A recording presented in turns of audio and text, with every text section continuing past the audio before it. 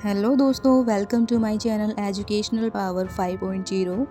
दोस्तों, आज इस वीडियो में हम बात करेंगे 2022 में नोबेल प्राइज़ विनर्स की।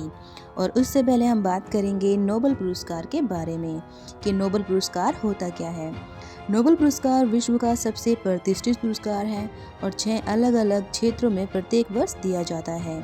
बात करें नोबेल पुरस्कार क्या है, तो नोबेल पुरस्कार स्वीडन के प्रसिद्ध रसायनविद और इंजीनियर अल्फ्रेड नोबेल की याद में 1901 से प्रत्येक वर्ष 10 दिसंबर को उनकी पुण्यतिथि पर नोबेल फाउंडेशन द्वारा नोबेल पुरस्कार दिए जाते हैं। बात करें अगर वैज्ञानिक अल्फ्रेड नोबेल कौन थे। अल्फ्रेड नोबेल स्वीडन के एक महान वैज्ञानिक थे जिन्होंने अपने जीवन काल में 355 से अधिक आविष्कार किए थे। इसमें से सबसे महत्वपूर्ण डायनामाइट का आविष्कार है। विज्ञान के लिए अपनी सारी उम्र लगा देने वाले व्यक्ति अल्फ्रेड नोबेल को 10 दिसंबर 1896 में अचानक दिल का दौरा पड़ा और उसी समय इनकी मृत्यु हो गई। इसी की याद में नोबेल पुरस्कार दिए जाते हैं। पुरस्कार के लिए बनी समिति हर साल अक्टूबर में नोबेल पुरस्कार विजेताओं की घोषणा कर देती है, लेकिन पुरस्कारों को royal Swedish academy of science committee Stockholm Sweden के द्वारा ये अवार्ड अल्फ्रेड नोबेल की पुण्यतिथि 10 दिसंबर को दिया जाता है। तो अब हम जानेंगे नोबेल पुरस्कार जीतने वाले विजेताओं के नाम। 2022 में शांति के नोबेल पुरस्कार विजेता एलेस बियालियात्स्की।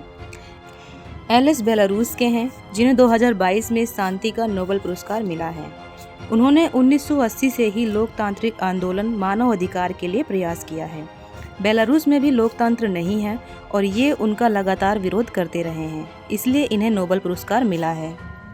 मेमोरियल एक संगठन है जिसकी स्थापना 1987 में सोवियत संघ के दौरान हुई थी और इसका उद्देश्य साम्यवादी दमन के पीड़ितों की यादें रखना है। सोवियत विघटन के बाद में यह संगठन रूस में मानव अधिकारों के लिए काम करता रहा है, इसलिए रूस के इस संगठन को शांति का नोबेल पुरस्कार मिला है। Centre for civil liberties. Centre for civil liberties संगठन की स्थापना 2007 में यूक्रेन में हुई थी। शुरुआत से ही यह संगठन मानव अधिकार और लोकतंत्र के लिए मजबूती से खड़ा रहा। रूस के आक्रमण के बाद ये यूक्रेन के नागरिकों के लिए इस संगठन ने काम किया और इसलिए इसे भी शांति का नोबेल पुरस्कार मिला है।